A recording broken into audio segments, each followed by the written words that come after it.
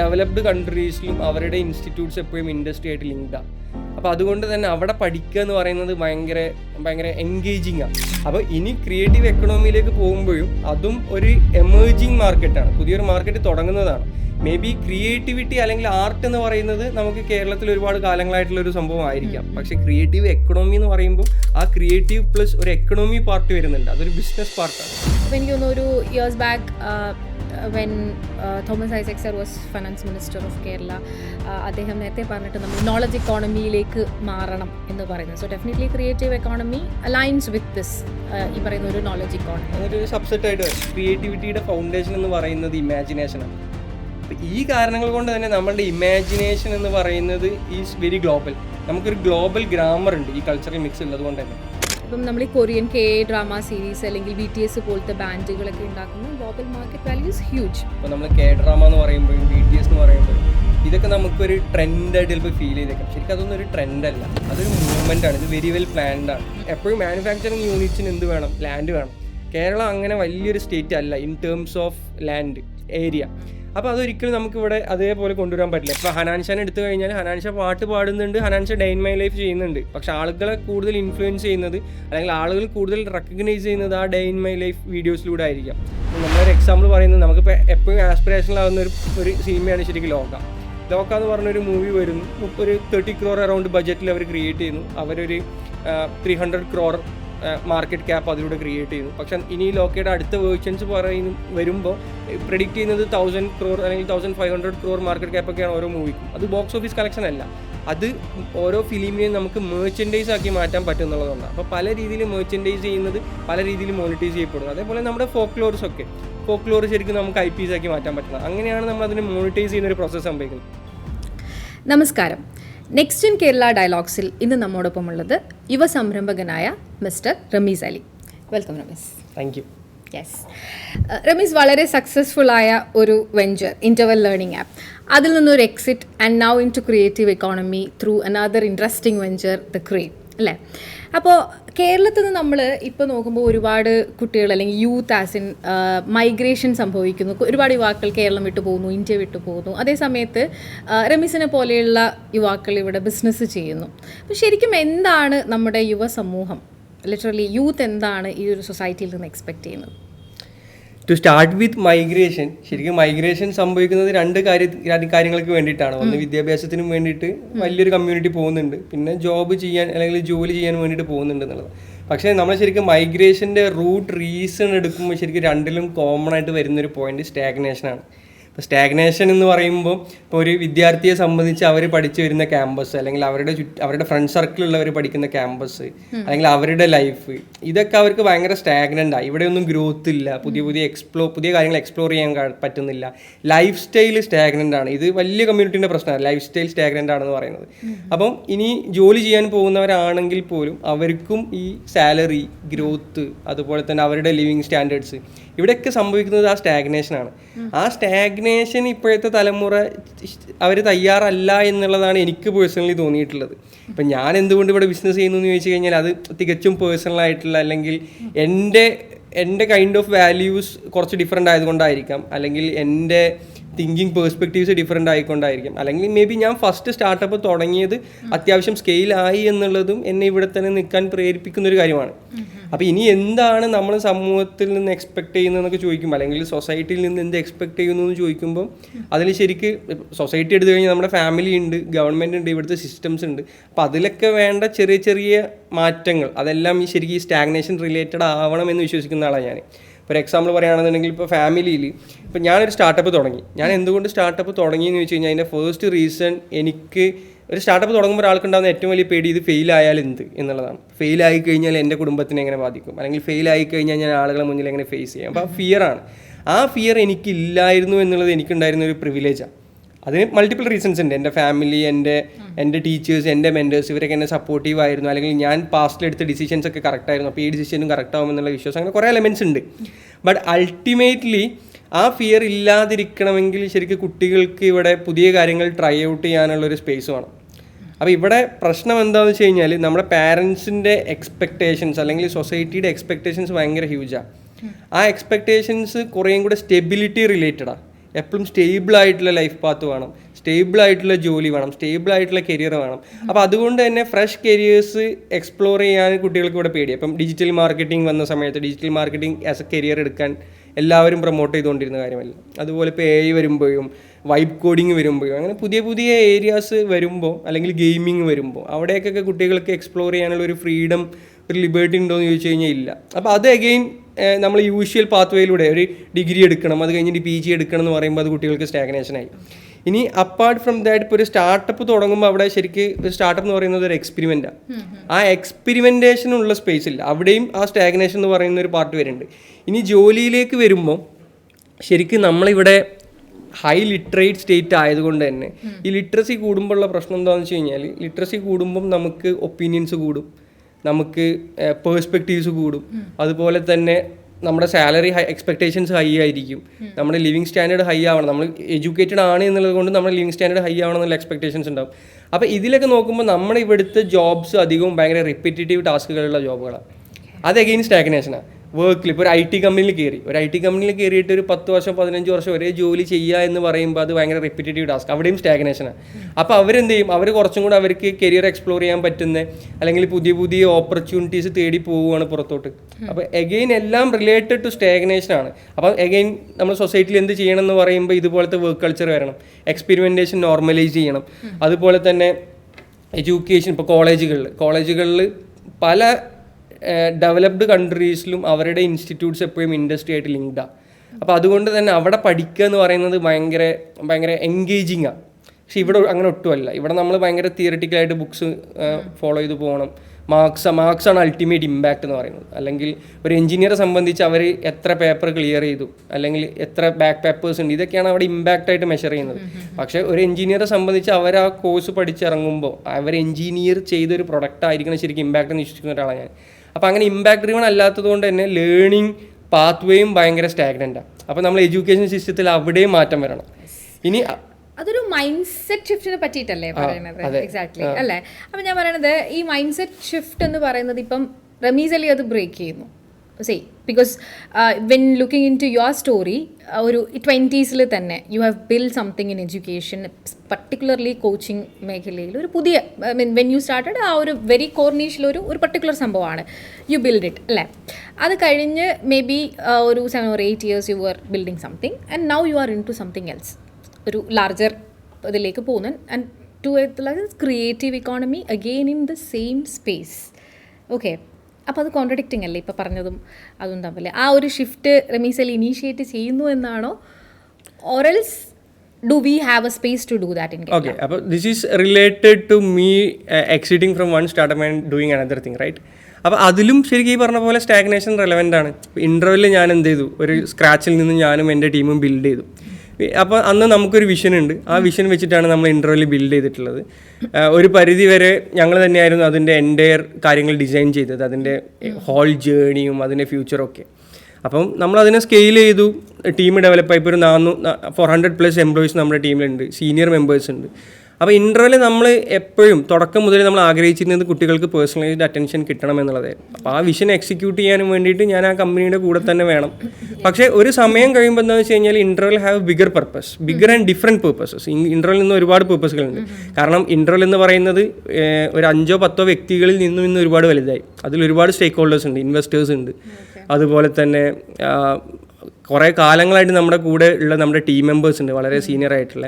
അപ്പോൾ അവരുടെ പേഴ്സ്പെക്റ്റീവ്സും അവരുടെ ഒപ്പീനിയൻസൊക്കെ ഇന്ന് വിഷനിലേക്ക് കോൺട്രിബ്യൂട്ട് ചെയ്യും. അപ്പോൾ ഇന്ന് വിഷനിൽ ഡിഫറൻസസ് ഉണ്ടാവും, പേർപ്പസിൽ ഡിഫറൻസസ് ഉണ്ടാവാം. അപ്പോൾ ഇന്ന് അതിനെ ഡ്രൈവ് ചെയ്യാൻ എന്നെക്കാളും കഴിവുള്ളവർ വേറെ ഉണ്ടാവാം. അപ്പോൾ അവർ വരികയാണ് വേണ്ടത്, അല്ലെങ്കിൽ ആ വിഷനുമായിട്ട് കൂടുതൽ അലൈൻ ചെയ്യുന്നുണ്ടെങ്കിൽ അവർ വരികയാണ് വേണ്ടത്. ഓക്കെ, മേ ബി അങ്ങനെയും പറയാം. പിന്നെ ഒന്നിൽ നിന്ന് അടുത്തയിലേക്ക് എന്തിനു പോകുന്നു എന്ന് ചോദിക്കുമ്പോൾ ഇപ്പം ഞാൻ ചെയ്തിട്ടുള്ള കുറച്ച് കാര്യങ്ങളുണ്ട്, അത് പ്രൂവണാണ്. അപ്പോൾ എനിക്ക് വീണ്ടും വീണ്ടും ചിലപ്പോൾ അത് തന്നെ ചെയ്യേണ്ടി വരില്ല. അവിടെ എനിക്ക് സ്റ്റാഗ്നേഷൻ അടിച്ചു. ഒന്നിൽ നിന്ന് എന്തിലേക്ക് പോകുന്നു എന്നല്ല ഞാൻ ചോദിച്ചത്. എക്സാക്ട്ലി നമ്മൾ ഈ പറയുന്ന ക്രിയേറ്റീവ് ഇക്കോണമി പോലെയുള്ള ഒരു very larger space, and you are talking about stagnation all the way, and you gonna build something on creative economy in Kerala again. So അതിൻ്റെ ഒരു കോൺട്രഡിക്ഷനും ആ ഒരു അത് റമീസ് ലുക്ക് ത്രൂ ചെയ്തിട്ടുള്ള ആ ഒരു പൊട്ടൻഷ്യൽ ആണ് ഞാൻ ചോദിച്ചത്. What made you to take a sudden leap? Okay, interval തുടങ്ങുന്ന സമയത്ത് ശരിക്ക് പേഴ്സണലൈസ്ഡ് അറ്റൻഷൻ അല്ലെങ്കിൽ പേഴ്സണലൈസ്ഡ് ക്ലാസ്സസ് എന്ന് പറഞ്ഞാൽ വളരെ കോമൺ ആയിട്ടുള്ള ഒരു കാര്യമല്ല. ഓൺലൈൻ പ്ലാറ്റ്ഫോം അങ്ങനെ കൊടുക്കുന്ന ഒരുപാട് പ്ലാറ്റ്ഫോംസ് ഇല്ല. അപ്പം അന്ന് അത് വെരി ന്യൂ ആയിരുന്നു, പുതിയൊരു മാർക്കറ്റ് ആയിരുന്നു. ഇന്നിപ്പം ഞങ്ങളുടെ ഒരു 40 കിലോമീറ്റേഴ്സിൻ്റെ ഉള്ളിൽ തന്നെ ഒരു 50+ സ്റ്റാർട്ടപ്സ് ഉണ്ട് പേഴ്സണലൈസ്ഡ് അറ്റൻഷൻ കൊടുക്കുന്നത്. അപ്പോൾ ഇനി ക്രിയേറ്റീവ് എക്കണോമിയിലേക്ക് പോകുമ്പോഴും അതും ഒരു എമേർജിങ് മാർക്കറ്റാണ്, പുതിയൊരു മാർക്കറ്റ് തുടങ്ങുന്നതാണ്. മേ ബി ക്രിയേറ്റിവിറ്റി അല്ലെങ്കിൽ ആർട്ട് എന്ന് പറയുന്നത് നമുക്ക് കേരളത്തിൽ ഒരുപാട് കാലങ്ങളായിട്ടുള്ള ഒരു സംഭവം ആയിരിക്കാം. പക്ഷേ ക്രിയേറ്റീവ് എക്കണോമി എന്ന് പറയുമ്പോൾ ആ ക്രിയേറ്റീവ് പ്ലസ് ഒരു എക്കണോമി പാർട്ട് വരുന്നുണ്ട്, അതൊരു ബിസിനസ് പാർട്ടാണ്. അപ്പോൾ എനിക്കങ്ങനെ പുതിയൊരു ഏരിയ എക്സ്പ്ലോർ ചെയ്യണമെന്ന് ഭയങ്കര ആഗ്രഹമാണ്. അത് എക്സ്പ്ലോർ ചെയ്യാൻ ഞാൻ കുറേ കാലങ്ങളായിട്ട് പല ഏരിയാസ് എക്സ്പ്ലോർ ചെയ്യുന്നുണ്ട്. അതിലൊരു ഏരിയ ആയിരുന്നു ക്രിയേറ്റീവ് എക്കണോമി. അപ്പോൾ ഇപ്പോൾ എനിക്ക് കറക്റ്റായിട്ടുള്ള ആളുകളും കറക്റ്റായിട്ടുള്ള കോൺവെർസേഷൻസും നടന്നപ്പോൾ അതിലേക്ക് സ്റ്റെപ്പ് ഇൻ ആയി എന്ന് മാത്രം. അപ്പം ആ ഒരു ലാർജർ മാർക്കറ്റ് ക്രിയേറ്റീവ് ഇക്കോണമി പോലത്തെ മാർക്കറ്റ് പറയുമ്പം കേരളത്തിന് ഇപ്പം നമ്മൾ കേരള ഗോഡ്സ് ഓൺ കൺട്രി എന്ന് പറഞ്ഞ് ഫോർ എവർ സിൻസ് നമ്മൾ കേൾക്കുന്ന ഒരു ടാഗ് ടൂറിസം അല്ലെങ്കിൽ ക്രിയേറ്റീവ് അല്ലെങ്കിൽ കൾച്ചറൽ ഒരു സ്പേസസിലൊക്കെ നമുക്ക് ഭയങ്കരമായിട്ട് ഗ്ലോബലി പ്രൊജക്റ്റ് ചെയ്യാൻ പറ്റുന്ന ഒരുപാട് കാര്യങ്ങളുണ്ട്. അത് ആ സെൻസിൽ നമുക്ക് same when you are saying economy എന്ന് പറയുന്നൊരു വേർഡ് പറഞ്ഞല്ലോ അതിനകത്ത്. അപ്പോൾ എനിക്ക് തോന്നുന്നു ഒരു years back when Thomas Isaac sir was finance minister of Kerala, അദ്ദേഹം നേരത്തെ പറഞ്ഞിട്ട് നമ്മൾ നോളജ് ഇക്കോണമിയിലേക്ക് മാറണം എന്ന് പറയുന്നത്. So definitely creative economy aligns with this ഈ പറയുന്ന ഒരു നോളജ് ഇക്കോണമി. Yes, exactly. അപ്പോൾ ആ ഒരു ക്രിയേറ്റീവ് ഇക്കോണമിയുടെ സ്പേസിൽ റമീസ് കാണുന്ന ഒരു ലാർജർ ഒരു 360 ഡിഗ്രി ഒരു പൊട്ടൻഷ്യൽ ഉണ്ട്. I can see that spark in your eyes obviously. അതൊന്നും പറയാമോ? ഇപ്പോൾ ബേസിക്കലി എക്കണോമി എന്ന് പറയുന്നത് അത് നമ്മൾ ക്രിയേറ്റീവ് അല്ലെങ്കിൽ ആർട്ടിനെ അല്ലെങ്കിൽ ആ ഒരു എൻ്റയർ ഇൻഡസ്ട്രീനെ മോണിറ്റൈസ് ചെയ്യുന്ന പാർട്ടാണ് ശരിക്കും എക്കണോമി. അപ്പം അത് നമ്മൾ നല്ല രീതിയിൽ ചെയ്തിട്ടുണ്ടോ എന്ന് ചോദിച്ചു കഴിഞ്ഞാൽ നമ്മൾ സ്റ്റിൽ ആ ബഡിങ് സ്റ്റേജിലാണെന്നുള്ളതാണ്. പക്ഷേ when it comes to the creative industry, creative എന്ന് പറയുന്ന അല്ലെങ്കിൽ ആർട്ട് എന്ന് പറയുന്ന ആ ഒരു ഇൻഡസ്ട്രി ആസ് എ ഹോൾ നമ്മൾ പറയുമ്പോൾ ശരിക്കും കേരളത്തിൻ്റെ ഒരു ഡൈവേഴ്സിറ്റിയും കേരളത്തിൻ്റെ ഒരു ഡെൻസിറ്റിയും നമുക്ക് ഭയങ്കര അഡ്വാൻറ്റേജാണ്. അപ്പം ഡൈവേഴ്സിറ്റി ഇൻ ദ സെൻസ് നമ്മൾ ജോഗ്രഫിക്കലി ശരിക്കും ഒരു കംപ്രസ്ഡ് ഡൈവേഴ്സിറ്റിയാണ്. കംപ്രസ്ഡ് ഡൈവേഴ്സിറ്റി എന്ന് പറയുമ്പോൾ ഇപ്പം റിലീജിയസ് വൈസ് മുസ്ലിംസും ക്രിസ്ത്യൻസും ഹിന്ദുസും ഒക്കെ ഭയങ്കര തിങ്ങിപ്പാർക്കുന്ന ഒരു ഏരിയ. അത് ശരിക്കും ഒരു കൾച്ചറൽ ഡൈവേഴ്സിറ്റിയും കൂടെയാണ്. അത് കംപ്രസ്ഡ് ഡൈവേഴ്സിറ്റി എന്ന് പറയും. ഇനി വേറെ കാര്യം പറഞ്ഞു കഴിഞ്ഞാൽ ഇപ്പോൾ ജോഗ്രഫിക്കലി നോക്കുകയാണെന്നുണ്ടെങ്കിൽ നമ്മളുടെ കോസ്റ്റൽ ഏരിയാസും ഇപ്പം മിഡ്ലാൻഡ് ഏരിയാസും അതുപോലെ ഹൈലാൻഡ് ഏരിയാസ് ഒക്കെ ഭയങ്കര അടുത്തടുത്താണ്. ഒക്കെ ഡിസ്റ്റൻസ് ഒരു 1 hour ഒക്കെ ഉണ്ടാവുള്ളൂ. ഇപ്പം നമ്മളിപ്പോൾ ഇരിക്കുന്നത് ട്രിവാൻഡ്രത്ത് ശരിക്കും കോവളത്ത് നിന്ന് നമുക്ക് ഈ കഴക്കൂട്ടം ഭാഗത്തേക്ക് ഒരു ബിലോ 1 hour ഉള്ളൂ. പക്ഷേ കോവളം എന്ന് പറയുന്നത് കോസ്റ്റൽ ഏരിയ, അവിടുത്തെ കൾച്ചർ ഡിഫറെൻറ്റാണ്. 1 hour കഴിഞ്ഞാൽ നമുക്ക് ഇവിടെ വരുമ്പോൾ കുറേ IT കമ്പനീസും കുറേ ബിഗ് MNCസും ആണ്. അവിടെ ഡിഫറെൻറ്റ് കൾച്ചറാണ്. ഇവിടുന്ന് തന്നെ ഒരു 2 hours കൂടെ പോയി കഴിഞ്ഞാൽ ഹൈലാൻഡ്സ് ആയി. ഇത് എല്ലാ ജില്ലകളും ഇങ്ങനെയാണ്. ഇപ്പോൾ കോഴിക്കോട് ഫറോക്ക് ബേപ്പൂർ ഭാഗമുണ്ട്, അത് കോസ്റ്റൽ ഏരിയ. കോഴിക്കോട് ടൗണിലേക്ക് 1/2 മണിക്കൂറേ ഉള്ളൂ. അവിടെ വരുമ്പോൾ IT അങ്ങനെ ഒരു കൊറിഡോറായി. ഇനി അവിടുന്ന് ഒരു 1 hour അല്ലെങ്കിൽ 1.5 hour കഴിഞ്ഞാൽ മലയോര പ്രദേശം, ഇപ്പോൾ തിരുവമ്പാടി ഭാഗം അല്ലെങ്കിൽ നമ്മുടെ താമരശ്ശേരി ഭാഗമൊക്കെ മലയോര. അപ്പോൾ ഇവിടുത്തെ കൾച്ചർ ശരിക്കും ഭയങ്കര ഡിഫറെൻ്റ് ആയിരിക്കും. അപ്പം ശരിക്കും ഒരാൾ കോഴിക്കോട് ജീവിക്കുന്നത് ഈ 3 കൾച്ചറിന് മിക്സാണ്. അതുപോലെ നമ്മൾ റിലീജിയനും പറഞ്ഞു, അതൊക്കെ കൾച്ചറൽ മിക്സാണ്. അപ്പോൾ ഈ കൾച്ചർ മിക്സ് ആകുമ്പോഴുള്ള പ്രത്യേകത എന്താ വെച്ച് കഴിഞ്ഞാൽ നമ്മുടെ ബ്രെയിന് ഡിഫറെൻ്റ് ആയിട്ടുള്ള അതിലേക്ക് അലൈൻഡ്, നമുക്കത് പെട്ടെന്ന് പ്രോസസ്സാവും.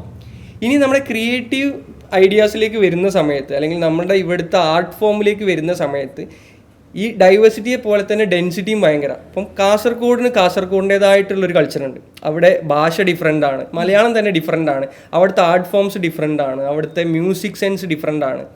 കാസർഗോഡ് നിന്ന് കണ്ണൂർ കഴിഞ്ഞ് കോഴിക്കോട് എത്തുമ്പോഴേക്ക് ഇത് അൾട്ടിമേറ്റ്ലി ഡിഫറെൻ്റ് ആയി. അങ്ങനെ ഇത് ട്രിവാൻഡ്രം എത്തുന്നവരെ ഇത് മാറിക്കൊണ്ടേയിരിക്കും. അപ്പോൾ ശരിക്കും ഒരു മലയാളി എന്ന് പറയുന്നത് ഇതുപോലെ ഡിഫറെൻറ്റ് കൾച്ചറൽ മിക്സിൻ്റെ ഒരു പ്രൊഡക്റ്റാണ്. അതുകൊണ്ട് തന്നെ നമ്മുടെ ചിന്തിക്കുന്ന രീതിയും ഡിഫറെൻ്റാണ്. നമ്മൾ ചിന്തിക്കുന്നത് ഒരു മൾട്ടി പേഴ്സ്പെക്റ്റീവിൽ നമ്മൾ ചിന്തിക്കുന്നുണ്ട്. അപ്പം ബേസിക്കലി ക്രിയേറ്റിവിറ്റിയുടെ ഫൗണ്ടേഷൻ എന്ന് പറയുന്നത് ഇമാജിനേഷനാണ്. അപ്പം ഈ കാരണങ്ങൾ കൊണ്ട് തന്നെ നമ്മളുടെ ഇമാജിനേഷൻ എന്ന് പറയുന്നത് ഈസ് വെരി ഗ്ലോബൽ. നമുക്കൊരു ഗ്ലോബൽ ഗ്രാമർ ഉണ്ട് ഈ കൾച്ചറൽ മിക്സ് ഉള്ളത് കൊണ്ട് തന്നെ. അപ്പം ഫോർ ദി സെയിം റീസൺ നമ്മൾ ഏത് ഫോം എടുത്തു കഴിഞ്ഞാലും, ഇപ്പം മ്യൂസിക് എടുത്തു കഴിഞ്ഞാലും സിനിമ എടുത്തു കഴിഞ്ഞാലും പിന്നെ വേറെ ഏത് ആർട്ട് ഫോംസ് എടുത്തു കഴിഞ്ഞാലൊക്കെ നമുക്കൊരു ആ ഗ്ലോബൽ ഗ്രാമർ അതിലുണ്ട്. ഇത് ഗ്ലോബലി എവിടെയും കൊണ്ടുപോയി പ്രസൻറ്റ് ചെയ്യാം. പക്ഷെ നമ്മൾ ഇതിനെ മോണിറ്റൈസ് ചെയ്തിട്ടില്ല. ഇപ്പോൾ എന്തുകൊണ്ട് കന്നഡയിൽ നിന്നൊരു 1000 കോടി മൂവി വരുന്നു, അല്ലെങ്കിൽ ഒരു മ്യൂസിക് ഫോം ഗ്ലോബലി യാത്ര ചെയ്യുന്നു. പക്ഷെ നമ്മുടെ നിന്ന് അങ്ങനത്തെ പരിപാടികൾ സംഭവിക്കുന്നത് വെരി റയർ. കാരണം നമ്മൾ ഓർഗാനിക്കലി ഇത് ആവാൻ വേണ്ടിയിട്ട് വെയിറ്റ് ചെയ്യും. ഇപ്പോൾ എന്തുകൊണ്ട് മൂവീസ് ഇപ്പോൾ ഗ്ലോബലി പോകുന്നു എന്ന് ചോദിച്ചു കഴിഞ്ഞാൽ OTT റീസൺ. അത് നമ്മൾ ഇവിടുന്ന് ഇനീഷ്യേറ്റ് ചെയ്തൊരു സംഭവമല്ല. അപ്പോൾ അങ്ങനെ അതിനെ ഒരു എക്കണോമി ആക്കി മാറ്റുമ്പോൾ മോണിറ്റൈസേഷൻ പാർട്ട് ഭയങ്കര ഇമ്പോർട്ടൻ്റ് ആണ്. ഇനി നമുക്ക് വലിയൊരു അഡ്വാൻറ്റേജ് വേറുള്ളത് നമ്മുടെ ലിറ്ററസിയാണ്. ലിറ്ററസി എന്ന് പറയുമ്പോൾ കേരള ഹൈലി ലിറ്ററേറ്റ് ആണ്, അല്ലെങ്കിൽ കേരള ലിറ്ററസിയിൽ ഒന്നാമതാണ് എന്ന് പറയുമ്പോൾ അതിൽ ശരിക്കും അവിടുത്തെ മാർക്സോ അല്ലെങ്കിൽ നമുക്ക് കിട്ടുന്ന ഈ വൈറ്റ് കോളർ ജോബ്സോ ഒന്നുമല്ല. നമ്മുടെ ഇവിടെ ഓർഗാനിക്കലി ആളുകൾക്ക് ഒരു റീഡിങ് സ്കില്ലുണ്ട്. ഇപ്പോൾ എൻ്റെ ഗ്രാൻഡ് മദർ മേ ബി ഒരു LP സ്കൂളൊക്കെ മാക്സിമം പോയിട്ടുണ്ടാവും, പക്ഷെ ആൾ ഇംഗ്ലീഷ് ന്യൂസ് പേപ്പർ ഇരുന്ന് വായിക്കും. ഇതുപോലത്തെ ഒരു എക്കോസിസ്റ്റം മറ്റു സംസ്ഥാനങ്ങളിലില്ല. അപ്പോൾ ആ റീഡിങ്ങും എഗെയിൻ എന്താണ് നമുക്ക് തരുന്ന ഇമാജിനേഷനും ലിബർട്ടി ഓഫ് എക്സ്പ്രഷൻ അതൊക്കെ ഭയങ്കര ഹൈ ആണ്. നമ്മൾ ഗ്ലോബൽ സ്റ്റാൻഡേർഡ്സിൽ നമ്മൾ ശരിക്കും ടോപ്പ് 1 വരും. അവിടെ നമ്മൾ എന്ത് ചെയ്തിട്ടില്ല, ആ ഇമാജിനേഷൻ സ്കില്ലിനെ നമ്മൾ മോണിറ്റൈസ് ചെയ്തിട്ടില്ല. അപ്പോൾ അതുകൊണ്ട് തന്നെ നമ്മുടെ ക്രിയേറ്റീവ് ഇൻഡസ്ട്രി എന്ന് പറയുന്നത് ഇറ്റ്സ് വെരി ഹ്യൂജ്. അത് ആരും ഇതുവരെ മോണിറ്റൈസ് ചെയ്യാനും വേണ്ടിയിട്ട് നമ്മളൊരു മൂവ്മെൻറ്റ് പോലെ ഒന്നും ചെയ്തിട്ടില്ല എന്നുള്ളത് തന്നെയാണ് അതിൻ്റെ ഫ്യൂച്ചർ. അപ്പോൾ അതാണ് എന്നെ കൂടുതൽ അട്രാക്റ്റീവ് ചെയ്യുന്നത്, ടു ബി ഹോണസ്റ്റ്. ഓക്കെ, ഇപ്പോൾ ഈ ഗ്ലോബൽ മാർക്കറ്റ് വാല്യൂവിനെ പറ്റിയിട്ട് പറയുമ്പം ഇപ്പം നമ്മൾ ഈ കൊറിയൻ ഡ്രാമ സീരീസ് അല്ലെങ്കിൽ BTS പോലത്തെ ബാൻഡുകളൊക്കെ ഉണ്ടാക്കുന്ന global market value is huge. അപ്പം കേരളത്തിൽ നമ്മുടെ ഈ ഒരു പറഞ്ഞ ഈ ക്രിയേറ്റീവ് ബെനിഫിറ്റ്സ് എടുത്തിട്ട് നമുക്ക് മറ്റു ഭാഷ സംസാരിക്കുന്ന ആൾക്കാരുടെ ഇടയിൽ അങ്ങനെ ഒരു ഗ്ലോബൽ വാല്യൂ ഉള്ള ഒരു പ്രോഡക്റ്റ് ഉണ്ടാക്കിയെടുക്കാൻ സാധിക്കും. അതിന് ശരിക്കും നിങ്ങൾ പറഞ്ഞ എക്സാമ്പിൾ തന്നെയാണ് അതിന് ഏറ്റവും വലിയ റീസൺ. ഇപ്പോൾ നമ്മൾ ഡ്രാമ എന്ന് പറയുമ്പോഴും BTS എന്ന് പറയുമ്പോഴും ഇതൊക്കെ നമുക്കൊരു ട്രെൻഡായിട്ട് ചിലപ്പോൾ ഫീൽ ചെയ്തേക്കാം. ശരിക്കും അതൊന്നും ഒരു ട്രെൻഡല്ല, അതൊരു മൂവ്മെൻ്റ് ആണ്. ഇത് വെരി വെൽ പ്ലാൻഡ് ആണ്. അതായത് 90s കൊറിയൻ ഗവൺമെൻറ് അല്ലെങ്കിൽ കൊറിയയിലുള്ള എക്സ്പേർട്സ് ശരിക്കും ഡിവൈസ് ചെയ്തിട്ടുള്ള കോയിൻ ചെയ്തിട്ടുള്ള ഒരു ടേമിനുണ്ട്, ഹല്യു വേവ് എന്നൊക്കെ പറഞ്ഞിട്ട്. ഹല്യു വേവ് എന്ന് പറഞ്ഞു കഴിഞ്ഞാൽ കൊറിയൻ വേവ് എന്നാണ്. അതായത് മൊത്തം ക്രിയേറ്റർ എക്കണോമിയെ അവരൊരു $1 ബില്യൺ ഇൻഡസ്ട്രി ആക്കി അതിലേക്ക് വെൽ പ്ലാൻഡ് ആയിട്ട് ഒരു 20-30 ഇയേഴ്സിലേക്ക് പ്ലാൻ ചെയ്ത് എക്സിക്യൂട്ട് ചെയ്തതാണ്. അതിൻ്റെ ഭാഗമാണ് ഡ്രാമയും പോപ്പ് മ്യൂസിക്കും അതുപോലെ തന്നെ BTS ആവട്ടെ, അവരുടെ ബ്യൂട്ടി പ്രൊഡക്ട്സ് എല്ലാം ഇതൊക്കെ ഒരു നറേറ്റീവിൻ്റെ ഭാഗമായിട്ടാണ്. അപ്പോൾ എഗെയിൻ ഞാൻ നേരത്തെ പറഞ്ഞ പോയിന്റ് വന്നത് ഇത് ഓർഗാനിക്കലി സംഭവിക്കും അല്ലെങ്കിൽ ഒരു ട്രെൻഡ് വരുമെന്ന് നമ്മൾ എക്സ്പെക്ട് ചെയ്യുന്നതിനേക്കാൾ എത്രയോ ബെറ്റർ നമ്മൾ പ്ലാൻ ചെയ്തിട്ട് അങ്ങനെ ഒരു എക്കണോമി ക്രിയേറ്റ് ചെയ്യുന്നത്. അതിനാണ് സസ്റ്റൈനബിലിറ്റി കൂടുതൽ. കാരണം അതിൻ്റെ യൂണിറ്റ് എക്കണോമിക്സ് മുതൽ അതിൻ്റെ എല്ലാ കാര്യങ്ങളും പ്രോപ്പർ ആയിരിക്കും. അത് കുറച്ചും കൂടെ സസ്റ്റൈനബിൾ ആയിരിക്കും. ഇപ്പോൾ ഒരു എക്സാമ്പിൾ പറയുകയാണെന്നുണ്ടെങ്കിൽ ഇപ്പോൾ ഈ BTS അക്രോസ് ഗ്ലോബ് പോയതുപോലെ തന്നെ ഇപ്പം നമ്മുടെ കേരളത്തിൽ ഹിറ്റായിട്ടുള്ളതാണ് ഭജൻ സംഗീത്. അത് ആക്ച്വലി ഇന്ത്യയിൽ അങ്ങനെ ഒരു ട്രെൻഡ് ഉണ്ട്. കേരളത്തിൽ നിന്ന് എന്ത് ചെയ്തു, നന്ദഗോവിന്ദം എന്ന് പറഞ്ഞിട്ടൊരു ബ്രാൻഡ് ഓൾറെഡി ട്രെൻഡിങ് ആയി. അപ്പോൾ അവർ ഓസ്ട്രേലിയയിൽ പോകുന്നു, യൂറോപ്പിൽ പോകുന്നു, അമേരിക്കയിൽ പോകുന്നു, അവിടെയൊക്കെ സ്റ്റേജ് ഷോസ് ചെയ്യുന്നു. അപ്പോൾ അതെങ്ങനെ സംഭവിച്ചു എന്ന് ചോദിച്ചു കഴിഞ്ഞാൽ ശരിക്കും ആ ഭജൻ മ്യൂസിക്കിനൊരു സയൻസ് ഉണ്ട്, അത് ഭയങ്കര എഫക്റ്റീവ് ആണ്. പക്ഷെ ആ ഭജൻ മ്യൂസിക് ചെയ്യുന്ന ഇവർ തന്നെ ഒരുപാട് കാലം ചെയ്തുകൊണ്ടിരുന്നതാണ്. പക്ഷെ ഇപ്പം സോഷ്യൽ മീഡിയയുടെ ഒരു ഇൻഫ്ലുവൻസ് കാരണമാണ് ഇത് ഇത്രയും ട്രാവലായത്. പക്ഷെ നമ്മളത് ഓർഗാനിക്കലി പ്ലാൻ ചെയ്ത് ആ ഭജൻ മ്യൂസിക്കിനെ നമ്മളൊരു ഇൻഡസ്ട്രി ആയിട്ടൊക്കെ കണ്ട് അതിനൊരു ബിസിനസ് സൈഡും കൂടെ നമ്മൾ അപ്ലൈ ചെയ്യുമ്പോഴാണ് ഇതിനെ നമുക്ക് എന്ത് ചെയ്യുന്നത് സസ്റ്റൈനബിൾ ആയിട്ടൊരു എക്കണോമിയാക്കി മാറ്റാൻ പറ്റും. അപ്പം അങ്ങനെ നമുക്ക് പ്ലാൻ ചെയ്ത് കൊണ്ടുവരണം. അതിൽ ഗവൺമെൻറ് ഒരുപാട് റോൾ വഹിക്കണം. അപ്പം ഇവിടുത്തെ ക്രിയേറ്റീവ് എക്കണോമിയെ ഭൂമിയിപ്പിക്കാൻ അല്ലെങ്കിൽ ഇതിൻ്റെ ഒരു പൊട്ടൻഷ്യൽ മനസ്സിലാക്കിക്കൊണ്ട് തന്നെ ഒരുപാട് പോളിസീസ് ഓൾറെഡി വരുന്നുണ്ട്. ഇപ്പം Kerala government AVGC XR policy കൊണ്ടുവന്നു. ഇപ്പോൾ ക്രിയേറ്റർ എക്കണോമിയിൽ തന്നെ മറ്റു പോളിസീസ് വരുന്നുണ്ട്.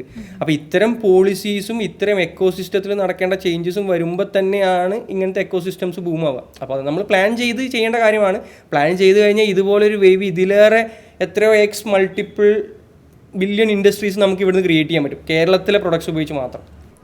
ഇതിപ്പോൾ ഈ പറയുന്നതെല്ലാം ഇറ്റ്സ് കണക്റ്റിംഗ് ടു നമുക്കൊരു കൾച്ചറൽ ഷിഫ്റ്റ് ഉണ്ടാവണം, അല്ലെങ്കിൽ ഈ പറയുന്ന ഒരു മൈൻഡ് സെറ്റ് ഷിഫ്റ്റ് അത് ഡിമാൻഡ് ചെയ്യുന്നുണ്ട്. ഓക്കെ, ഉറപ്പായിട്ടും വേണം. അപ്പോൾ അത് എക്സാക്ട്ലി നമുക്കിപ്പോൾ ഈ പറയുന്ന കേരള സമൂഹത്തിൽ നിന്ന് അങ്ങനെ ഒരു ഷിഫ്റ്റ് എക്സ്പെക്റ്റ് ചെയ്യുന്നതിൻ്റെ ഒരു ഗ്രാവിറ്റി എങ്ങനെയാണ്? ശരിക്കും അതൊരു ഹ്യൂജ് ഷിഫ്റ്റാണ്. അതായത് ഫസ്റ്റ് ഓഫ് ഓൾ ഇത് പുതിയൊരു മാർക്കറ്റാണ്. ഇത് നമുക്കൊരു പ്രൂവൺ ട്രാക്ക് റെക്കോർഡ് ഇല്ല.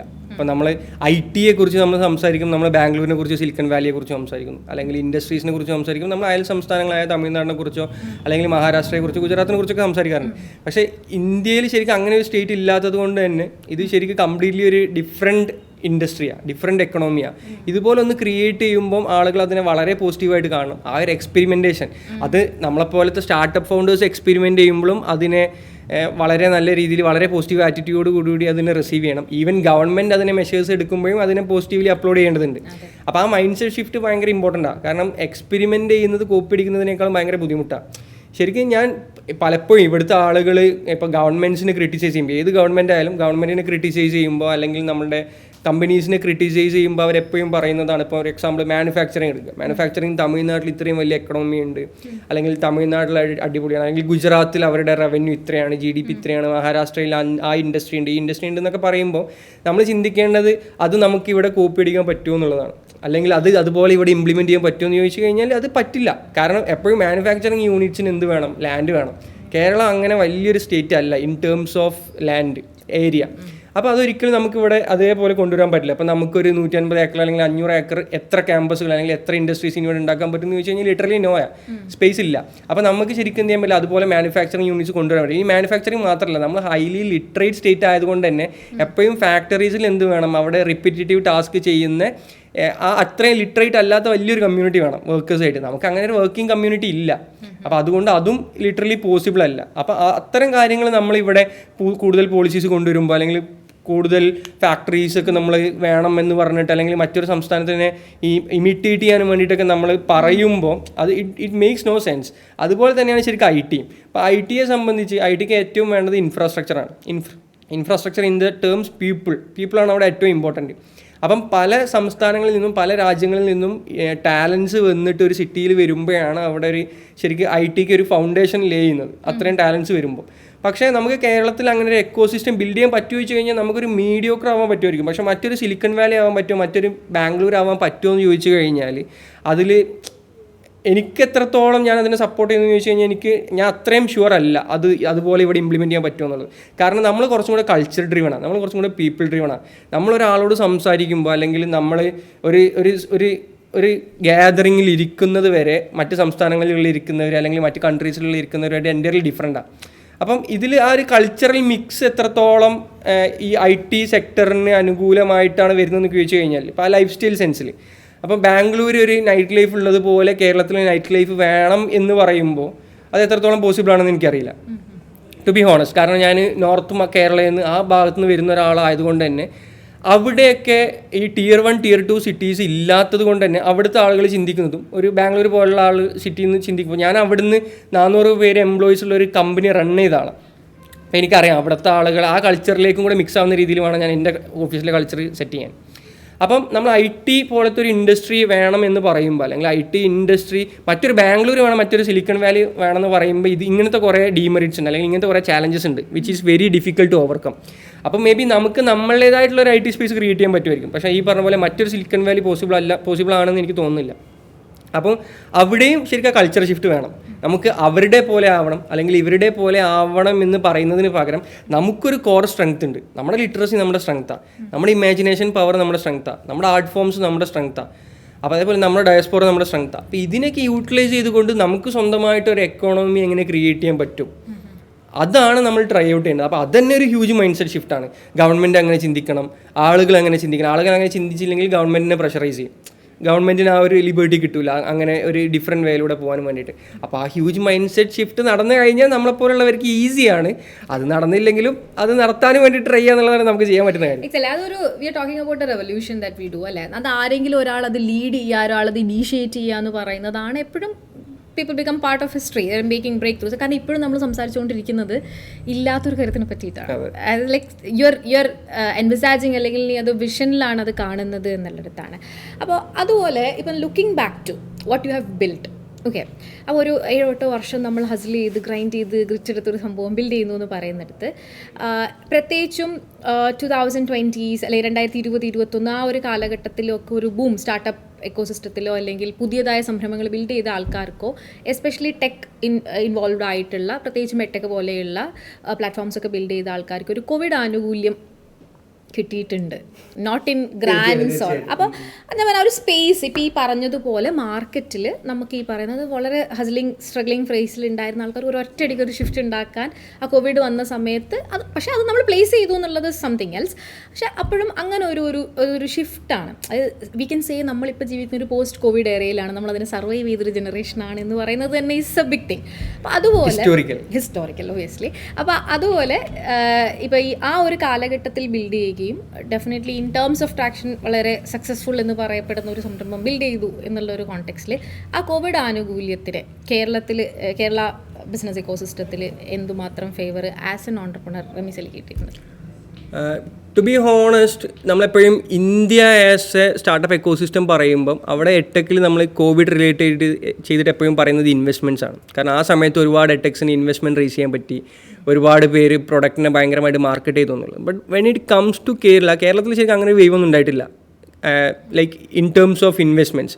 പക്ഷേ കേരളത്തിൽ സംഭവിച്ചത് എന്താണെന്ന് വെച്ച് കഴിഞ്ഞാൽ ഇപ്പം എട്ടെക്കിന് ശരിക്കും ഏറ്റവും റെലവൻ്റ് എന്താ, അവർക്ക് ഡിവൈസസ് വേണം, അതായത് ഡിജിറ്റൽ പെനിട്രേഷൻ സംഭവിക്കണം, ഇൻ്റർനെറ്റ് പെനിട്രേഷൻ സംഭവിക്കണം. ഈ രണ്ട് കാര്യങ്ങളാണ് എട്ടെക്കിന് ഇമ്പോർട്ടൻറ്റ്.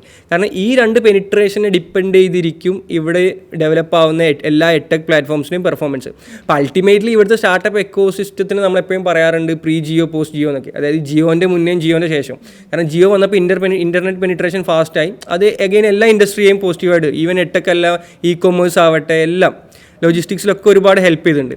അപ്പോൾ അതുപോലെ കേരളത്തിൽ ശരിക്ക് കോവിഡ് വന്ന സമയത്ത് ഈ ഡിജിറ്റൽ പെനിട്രേഷൻ ഭയങ്കര ഫാസ്റ്റായി. അതിന് ന്യൂമറസ് റീസൺ ഉണ്ട്. അതായത് എല്ലാ വീടുകളിലും എല്ലാ കുട്ടികൾക്കും ഇൻ്റർനെറ്റും മൊബൈലും ലാപ്ടോപ്പും ഒക്കെ ആക്സസിബിളായി. അത് ആക്സസിബിൾ ആവാൻ ഒന്ന് കേരള ഗവൺമെൻറ് തന്നെ നല്ല രീതിയിൽ പങ്കുവഹിച്ചിട്ടുണ്ട്. പിന്നെ ഇവിടുത്തെ സംഘടനാ പ്രവർത്തകർ അല്ലെങ്കിൽ സംഘടനകൾ, അത് മതസംഘടനകളാവട്ടെ രാഷ്ട്രീയ സംഘടനകളാവട്ടെ, എല്ലാവരും അവരുടെ സർക്കിളിലുള്ള അല്ലെങ്കിൽ അവരുടെ നൈബർഹുഡിലുള്ള എല്ലാ കുട്ടികളുടെ അടുത്തും ഡിവൈസസ് ഉണ്ട് അല്ലെങ്കിൽ ലാപ്ടോപ്പ് ഉണ്ടെന്ന് ഉറപ്പ് വരുത്താനും വേണ്ടിയിട്ട് നല്ല രീതിയിൽ പ്രവർത്തിച്ചിട്ടുണ്ട്. അപ്പോൾ അതുകൊണ്ട് തന്നെ ഡിജിറ്റൽ പെനിട്രേഷൻ ഫാസ്റ്റായി. പിന്നെ ആ സമയത്ത് സ്വാഭാവികമായിട്ട് ഇൻ്റർനെറ്റ് പെനിട്രേഷൻ നടന്നുകൊണ്ടിരിക്കുന്ന ഒരു സമയം കൂടിയായിരുന്നു. അതുകൊണ്ട് എട്ടെക് സ്പേസിൽ അല്ലെങ്കിൽ എഡ്യൂക്കേഷൻ സ്പേസിൽ ഡിജിറ്റലി ഒരു പ്രൊഡക്റ്റ് അല്ലെങ്കിൽ ഒരു കോഴ്സ് ലോഞ്ച് ചെയ്തിട്ട് അതിന് സെല്ല് ചെയ്യാൻ ഭയങ്കര ഈസിയായി. കാരണം മാർക്കറ്റ് വലുതായി, എല്ലാവരുടെ അടുത്തും ഫോണുണ്ട്. ഇനി മറ്റൊരു കാര്യം എന്താണെന്ന് വെച്ച് കഴിഞ്ഞാൽ മൊബൈൽ ഫോൺ എന്ന് പറയുന്നത് ശരിക്കും ഇപ്പം ഞങ്ങളുടെ സ്പേസിൽ K-12 സ്പേസിലൊക്കെ അല്ലെങ്കിൽ സ്കൂളിൽ പഠിക്കുന്ന ഒരു കുട്ടികളെ സംബന്ധിച്ച് മൊബൈൽ ഫോൺ എന്ന് പറയുന്നത് ഒരു നായകപരിവേഷമുള്ളൊരു ഡിവൈസ് അല്ല.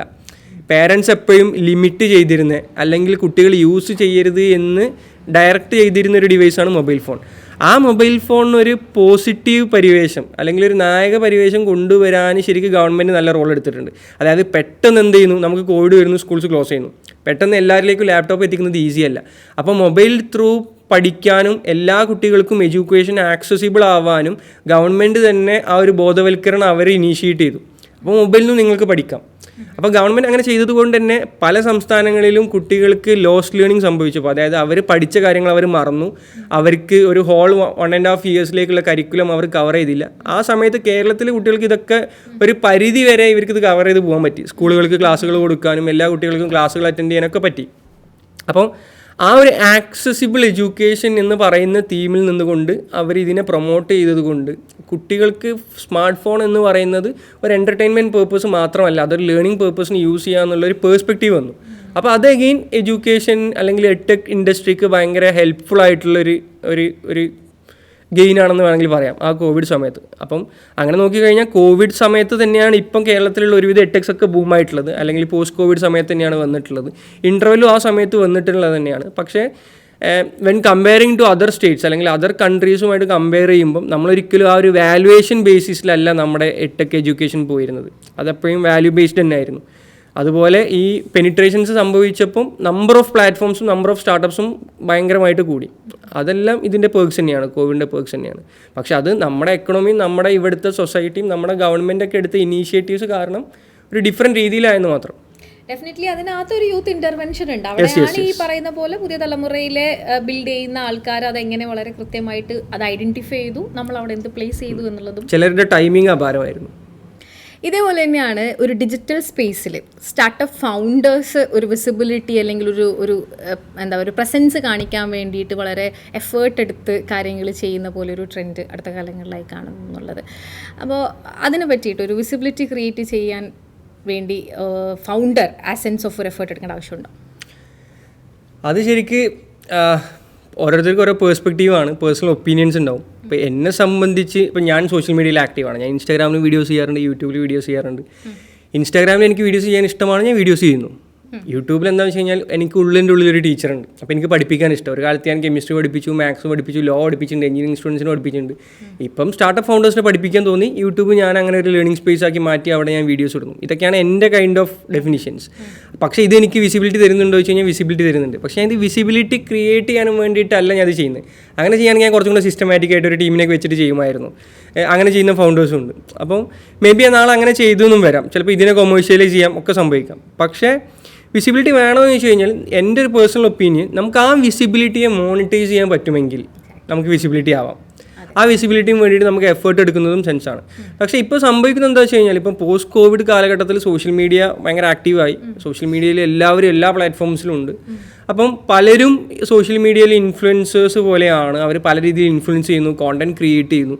അപ്പം ഒരു മെജോറിറ്റി അങ്ങനെ ചെയ്യുന്നുണ്ട് എന്നുള്ളതുണ്ട്, അല്ലെങ്കിൽ മെജോറിറ്റി അങ്ങനെ ചെയ്യുന്നത് കൊണ്ട് അവർക്ക് ഒരുപാട് യൂസ് ഉണ്ട് എന്നുള്ളൊരു വിശ്വാസത്തിൻ്റെ പുറത്ത് ഒരു ഫോമോ അടിക്കുന്നുണ്ട്, ഫിയർ ഓഫ് മിസ്സിങ് ഔട്ട്. അപ്പോൾ ആ ഫോമോൻ്റെ പുറത്താണ് പല ഫൗണ്ടേഴ്സും താല്പര്യമില്ലാതെ ഇത് ചെയ്യുന്നത്.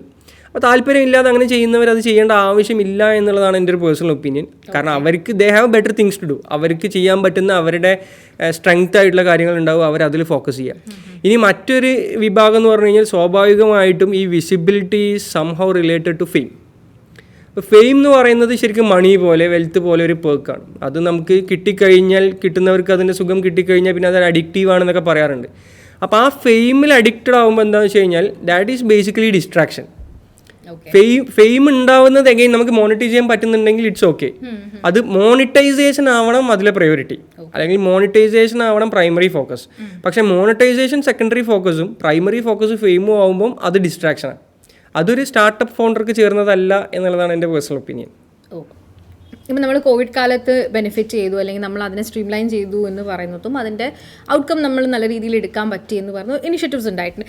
ഇത് തന്നെ ശരിക്കും പറഞ്ഞാൽ ക്രിയേറ്റീവ് ഇക്കോണമി എന്ന് പറയുന്ന ഒരു ലാർജർ, അതിൻ്റെ കൾച്ചറൽ ആർട്ടിൻ്റെ ഒരു ഡെപ്ത് ആൻഡ് ഡെൻസിറ്റിയിലൊക്കെ നമ്മൾ സംസാരിച്ച് വരുമ്പോഴും ഇപ്പം എല്ലാ വീട്ടിലും ഓരോ കോണ്ടന്റ് ക്രിയേറ്റർ എന്ന കണക്കിന് ഡേ ഇൻ മൈ ലൈഫ് കാണിക്കുന്നു, അല്ലെങ്കിൽ അതിനൊക്കെ മില്യൺ വ്യൂസും സേയിങ് യൂട്യൂബ് ബേസിക്കലി റമീസ് പറഞ്ഞ പോലെ തന്നെ ഒരു മോണിറ്റൈസേഷൻ എലമെൻ്റ് ആണ് അതിനകത്ത് വരുന്നത്. People start earning through social media platforms എന്ന് പറയുന്നത് ശരിക്കും പറഞ്ഞു കഴിഞ്ഞാൽ ക്രിയേറ്റിവിറ്റിയുടെ ഒരു കൾച്ചറിനെ ഡൈല്യൂട്ട് ചെയ്തിട്ടുണ്ടോ? അല്ലെങ്കിൽ when we are looking up ലെവലിൽ കേരളത്തിലെ ക്രിയേറ്റിവിറ്റിയെ ഒരു ഗ്ലോബൽ മാർക്കറ്റിലേക്ക് കൊണ്ടുപോകുന്നതിനെ പറ്റി നമ്മൾ സംസാരിക്കുന്ന ഒരു കോണ്ടെക്സ്റ്റിൽ ഇത് രണ്ടും തമ്മിലൊരു അന്തരം എക്സിസ്റ്റ് ചെയ്യുന്നില്ലേ? തീർച്ചയായിട്ടും ഉണ്ട്. ഒരു കാര്യം വെച്ച് തുടങ്ങുകയാണെന്നുണ്ടെങ്കിൽ ശരിക്കും ക്രിയേറ്റീവ് എക്കണോമി എന്ന് ഞാൻ പറയുമ്പോൾ നമ്മളിപ്പോൾ ഈ പറഞ്ഞ ക്രിയേറ്റേഴ്സ് അല്ലെങ്കിൽ കോണ്ടന്റ് ക്രിയേറ്റേഴ്സ് ഒന്നും ശരിക്കും ഞാൻ പറഞ്ഞ ക്രിയേറ്റീവ് എക്കണോമിയുടെ ഭാഗമല്ല.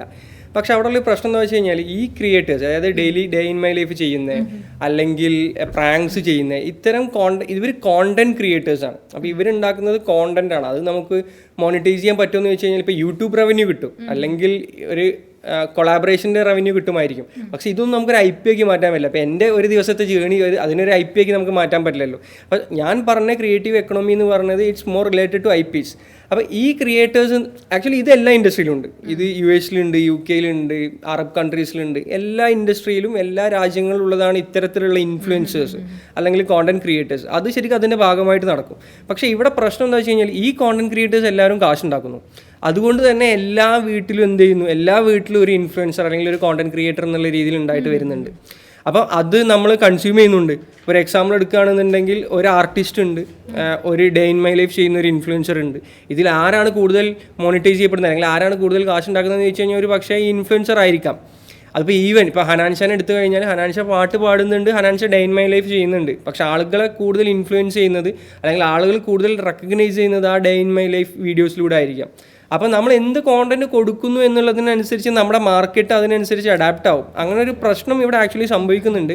പക്ഷേ നല്ല മൂവീസ് വന്നു കഴിഞ്ഞാൽ അല്ലെങ്കിൽ നല്ല മ്യൂസിക്കൊക്കെ വന്നു കഴിഞ്ഞാൽ അതിനെ അപ്രീഷിയേറ്റ് ചെയ്യുന്ന, അതിനെ അഫേം ചെയ്യുന്ന ഒരു കമ്മ്യൂണിറ്റി തന്നെയാണ് നമ്മുടേത്. പക്ഷേ അവിടെയും മോണിറ്റൈസേഷൻ പാർട്ട് വരണം. ഇപ്പം നമ്മൾ കേരളത്തിൽ വീടുകൾ എടുത്തു കഴിഞ്ഞാൽ ശരിക്കും എല്ലാ വീട്ടിലും ഓരോ കലാകാരന്മാരുണ്ട്. ഡാൻസർ ആവാം, പാട്ടുകാരനാവാം, എഴുത്തുകാരനാവാം, അല്ലെങ്കിൽ ഡിസൈൻ ആർട്ട് റിലേറ്റഡ് ആയിട്ടുള്ള എന്തെങ്കിലും പരിപാടികൾ ചെയ്യാൻ കഴിവുള്ള ഒരാളെങ്കിലും എല്ലാ വീട്ടിലുണ്ട്. പക്ഷേ അതിനൊരു കരിയറാക്കി മാറ്റാത്തത് എന്തുകൊണ്ടാണെന്ന് വെച്ച് കഴിഞ്ഞാൽ ആ മോണിറ്റൈസേഷൻ പാർട്ടില്ലാത്തതുകൊണ്ടാണ്. അവർക്ക് ഫിനാൻഷ്യൽ സ്റ്റെബിലിറ്റി അതിലൂടെ ഉണ്ടാക്കാൻ പറ്റുന്നില്ല. അപ്പം നമ്മളൊരു എക്സാമ്പിൾ പറയുന്നത്, നമുക്കിപ്പോൾ എപ്പോഴും ആസ്പിറേഷനിലാകുന്ന ഒരു സിനിമയാണ് ശരിക്കും ലോക എന്ന് പറഞ്ഞൊരു മൂവി വരുന്നു. ഒരു 30 crore അറൗണ്ട് ബഡ്ജറ്റിൽ അവർ ക്രിയേറ്റ് ചെയ്യുന്നു. അവരൊരു 300 crore മാർക്കറ്റ് ക്യാപ്പ് അതിലൂടെ ക്രിയേറ്റ് ചെയ്യുന്നു. പക്ഷേ ഇനി ലോക്കയുടെ അടുത്ത വേർഷൻസ് വരുമ്പോൾ പ്രെഡിക്റ്റ് ചെയ്യുന്നത് 1000 crore അല്ലെങ്കിൽ 1500 crore മാർക്കറ്റ് ക്യാപ്പൊക്കെയാണ് ഓരോ മൂവിക്കും. അത് ബോക്സ് ഓഫീസ് കളക്ഷൻ അല്ല, അത് ഓരോ ഫിലിമിനെയും നമുക്ക് മേർച്ചൻഡൈസ് ആക്കി മാറ്റാൻ പറ്റും എന്നുള്ളതുകൊണ്ടാണ്. അപ്പോൾ പല രീതിയിൽ മേർച്ചൻഡൈസ് ചെയ്യുന്നത് പല രീതിയിൽ മോണിറ്റൈസ് ചെയ്യപ്പെടുന്നു. അതേപോലെ നമ്മുടെ ഫോക്ലോർ ശരിക്കും നമുക്ക് IPs ആക്കി മാറ്റാൻ പറ്റണം. അങ്ങനെയാണ് നമ്മൾ അതിനെ മോണിറ്റൈസ് ചെയ്യുന്ന ഒരു പ്രോസസ്സ് സംഭവിക്കുന്നത്.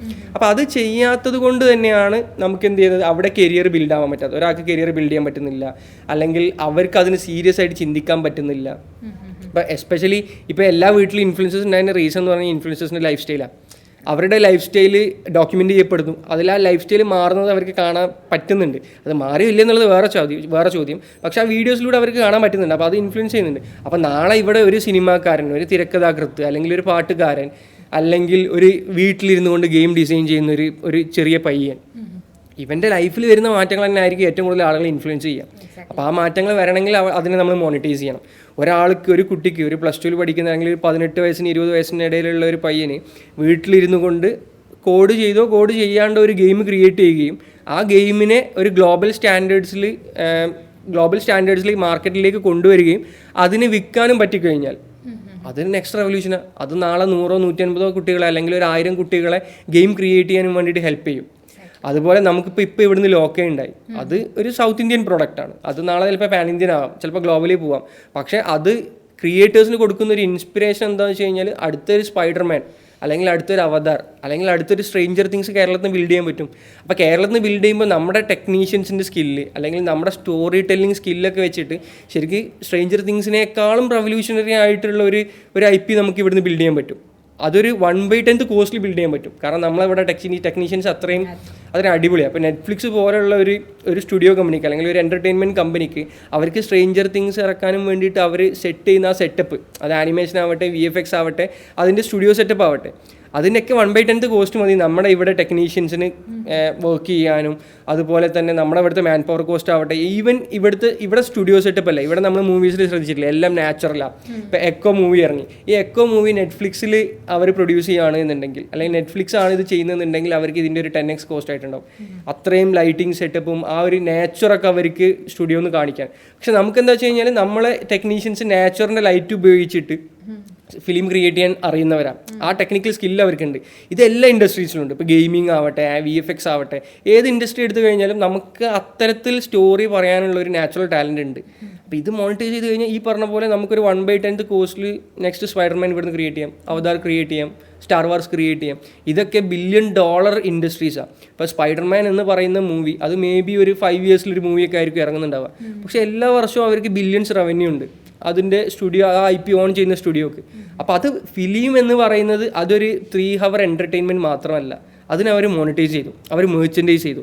അത് എല്ലാ മാസവും എല്ലാ വർഷവും റവന്യൂ വരുന്നൊരു മേർച്ചൻഡൈസ് ആയിട്ട് മാറ്റി. അല്ലെങ്കിൽ ഒരു ക്യാരക്ടറിനെ അവർ IP ആക്കി മാറ്റി, ഒരു ആർട്ട് ഫോമിനെ അവർ IP ആക്കി മാറ്റി. അപ്പോൾ അത് മൂലം ഉണ്ടാവുന്ന എക്കണോമിയിൽ ഉണ്ടാകുന്ന ഒരു ഷിഫ്റ്റ് ഉണ്ട്. ആ ഷിഫ്റ്റ് മൂലം മാത്രമാണ് നമുക്ക് ഇവിടെയുള്ള കോണ്ടന്റ് ക്രിയേറ്റേഴ്സിന് അല്ല എല്ലാ വീടുകളിലും ഒരു ഇൻഫ്ലുവൻസേഴ്സ് എന്ന് പറയുന്നത്. ഈ ഇൻഫ്ലുവൻസേഴ്സ് ഇത് ശരിക്കും സ്റ്റെബിലിറ്റി കുറഞ്ഞൊരു ഇൻഡസ്ട്രിയാണ്. ഇപ്പോൾ നിങ്ങൾ ഇൻഫ്ലുവൻസേഴ്സിനെ തന്നെ നോക്കുക, ഒരു 4 വർഷം മുന്നേ ഹിറ്റായിട്ടുള്ള ഇൻഫ്ലുവൻസേഴ്സ് ഒന്നും ഇപ്പോൾ ഇല്ല. ഇപ്പോൾ ഉള്ള ഹിറ്റായിട്ടുള്ള ഇൻഫ്ലുവൻസേഴ്സ് ഇനി 4 വർഷം കഴിഞ്ഞാൽ അവരുടെ കോണ്ടന്റിന് റെലവൻസ് ഉണ്ടാവില്ല. അപ്പോൾ അതിങ്ങനെ എപ്പോഴും ഇവോൾവിങ് ആയിരിക്കും. മറിച്ച് സ്പൈഡർമാൻ അങ്ങനെയല്ല. സ്പൈഡർമാൻ ഒരു 30 years മുന്നേ അല്ലെങ്കിൽ ഒരു നമ്മളൊക്കെ ജനിക്കുന്നതിന് മുന്നേ ഉള്ള ഒരു ക്യാരക്ടറാണ് അല്ലെങ്കിൽ ഒരു IP ആണ്. അത് ഇന്നും റവന്യൂ ഉണ്ടാക്കുന്നുണ്ട്. അപ്പോൾ അതുപോലെ സസ്റ്റൈനബിൾ ബിസിനസ് മോഡൽസ് ഈ ഇൻഡസ്ട്രിയിൽ ക്രിയേറ്റ് ചെയ്യണമെന്നുണ്ടെങ്കിൽ ഈ എക്കണോമിയെ നമ്മൾ എന്ത് ചെയ്യണം, നമ്മൾ വളരെ ഓർഗാനിക്കായിട്ട് നമ്മളതിനെ ആ ടൈമിങ്ങും അതിൻ്റെ അവസരങ്ങളും ഓപ്പർച്യൂണിറ്റീസ് ഒക്കെ നമ്മൾ മുതലെടുക്കണം. സെയിം ടൈം നമ്മൾ പ്ലാൻ ചെയ്തുകൊണ്ട് ഒരു സാധനം എക്സിക്യൂട്ട് ചെയ്യണം. അതുമൂലം മാത്രമാണ് ഈ യങ്സ്റ്റേഴ്സിനെ ആയാലും മാർക്കറ്റിനെ ആയാലും നമുക്ക് ഇൻഫ്ലുവൻസ് ചെയ്തിട്ട് ഈ മാറ്റം കൊണ്ടുവരാൻ പറ്റുള്ളൂ. അപ്പോൾ അതിന് സിനിമയെ പറ്റി ഒരുപാട് സംസാരിച്ചുകൊണ്ട് ഒരു ക്വസ്റ്റ്യൻ കൂടെ പ്ലേസ് ചെയ്യാം. So I know that how crazily Ramees എത്ര ഇൻട്രസ്റ്റോട് കൂടിയാണ് മൂവീസ് കാണുന്നതും അതിനെ ലുക്ക് ത്രൂ ചെയ്യുന്നതെന്നല്ല. സോ മലയാള സിനിമ പർട്ടിക്കുലർലി അതിനെ business or art, what do you prefer to look through? ഒരു ഡെഫിനറ്റ്ലി റമീസ് എന്ത് കാര്യം നോക്കിയാലും അതിനകത്തൊരു business man point of view ഉണ്ടാവും. അപ്പം മലയാള സിനിമയെ റമീസ് നോക്കി കാണുമ്പോൾ അതിനകത്തുള്ള ആർട്ട് എലമെൻറ്റും ബിസിനസ് എലമെൻറ്റിൻ്റെയും എങ്ങനെ? ഡെഫിനറ്റ്ലി ബിസിനസ് തന്നെയാണ് എനിക്കതിൽ ഫസ്റ്റ് കാണാൻ പറ്റുന്ന കാര്യം.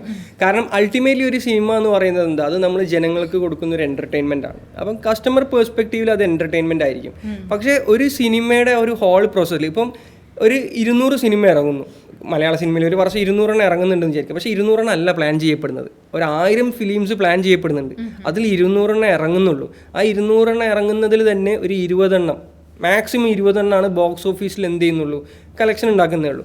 അപ്പോൾ ഇത് നോക്കി, ഇതൊരു 1000 ഡ്രീംസിൽ നിന്ന് 20 പേർക്കാണ് ആ ഡ്രീംസ് ഫുൾഫിൽ ചെയ്യാൻ പറ്റുന്നുള്ളൂ. അത് എന്തുകൊണ്ട് പറ്റുന്നില്ല എന്ന് വെച്ച് കഴിഞ്ഞാൽ ഇത് മേ ബി എല്ലാവർക്കും ഈ അഭിപ്രായം ഉണ്ടാവില്ല, ആർട്ടിനെ ബിസിനസ്സിനെ മേലെ വെക്കുന്നതുകൊണ്ടാണ്. അതായത് ഇത് സസ്റ്റൈനബിൾ ആവണമെന്നുണ്ടെങ്കിൽ ബിസിനസ്സിന് നമ്മൾ ഫസ്റ്റ് പ്രയോറിറ്റി കൊടുക്കണം എന്നുള്ളതാണ് എൻ്റെ പേഴ്സണൽ ഒപ്പീനിയൻ.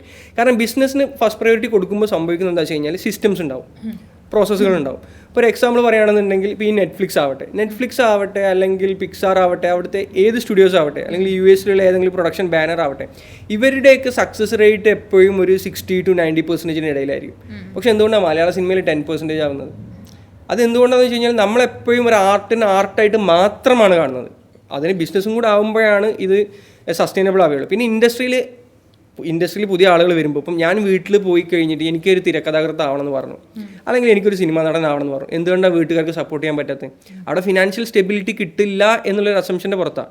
അപ്പോൾ ഫിനാൻഷ്യൽ സ്റ്റെബിലിറ്റി കിട്ടണമെങ്കിൽ ഈ മൂവീസിൻ്റെ സക്സസ് റേറ്റ് കൂട്ടണം. ഈ 200 പടം റിലീസാവുന്നതിൽ ഒരു 100 പടമോ 150 പടമോ സക്സസ് ആണ് എന്നുണ്ടെങ്കിൽ ഈ പറഞ്ഞ ടെക്നീഷ്യൻസിനൊക്കെ നല്ല റവന്യൂ കിട്ടും, അല്ലെങ്കിൽ അവർക്ക് നല്ല ഇൻകം ഏൺ ചെയ്യാൻ പറ്റും. അങ്ങനെ ആകുമ്പോൾ നമ്മുടെ സൊസൈറ്റിയിലുള്ള പെർസ്പെക്റ്റീവ്സ് മാറും.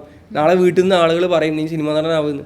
അപ്പോൾ ഞാൻ ഒരു എക്സാമ്പിൾ പറയാം. അപ്പോൾ IPL വന്നപ്പോൾ നാട്ടിലുണ്ടായിട്ടുള്ളൊരു റെവല്യൂഷൻ ഭയങ്കര ഹ്യൂജാണ്. കാരണം IPL ഒരുപാട് പ്ലേയേഴ്സ് വരുന്നു, ഒരുപാട് പ്ലേയേഴ്സിന് ഓപ്പർച്യൂണിറ്റി കിട്ടുന്നു, എക്സ്പോഷർ കിട്ടുന്നു. ഇപ്പോൾ നമ്മുടെ ഇന്ത്യൻ ടീം എടുത്തു കഴിഞ്ഞാൽ അത് T20 മാത്രമല്ല, ഈവൻ വൺ ഡേ ഇൻ്റർനാഷണൽ ആവട്ടെ, ടെസ്റ്റ് ആവട്ടെ, അതിലൊക്കെ കളിക്കുന്ന പ്ലേയേഴ്സ് മെജോറിറ്റിയും IPL ത്രൂ വന്നവരാണ്.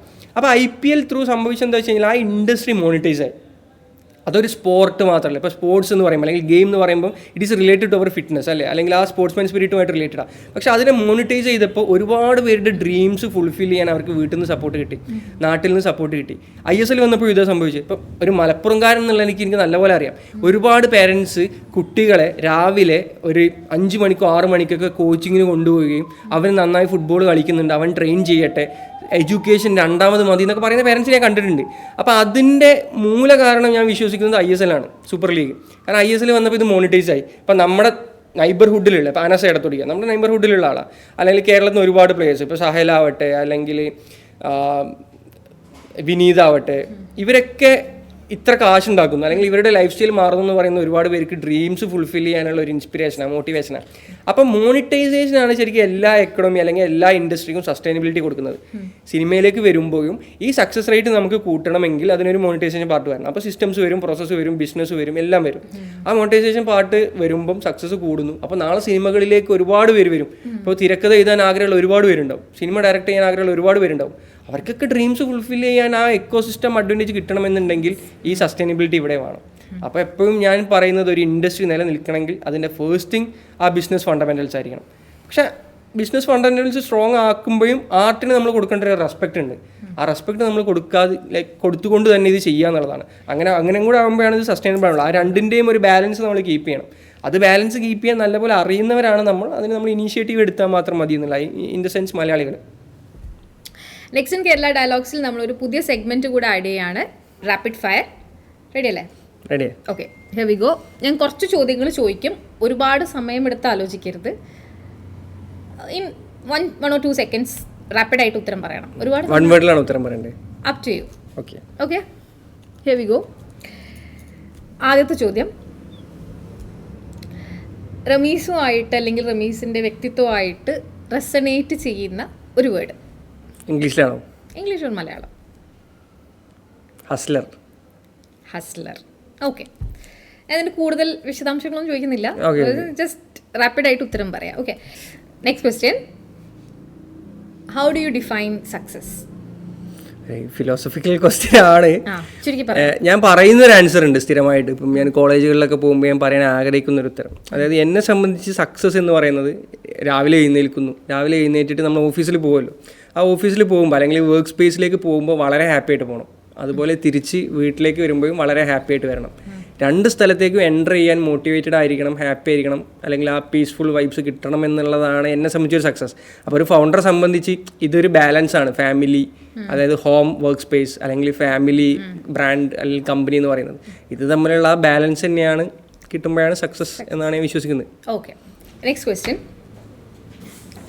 ഏറ്റവും റമീസ് ചെയ്തിട്ടുള്ള അല്ലെങ്കിൽ വളരെ എംബാരസിങ് ആയിട്ടുള്ളൊരു സിറ്റുവേഷൻ, ഇതുവരെ ആരടുത്തും പറഞ്ഞിട്ടില്ല എന്നിവിടെ പറയാം എന്നുള്ളൊരു.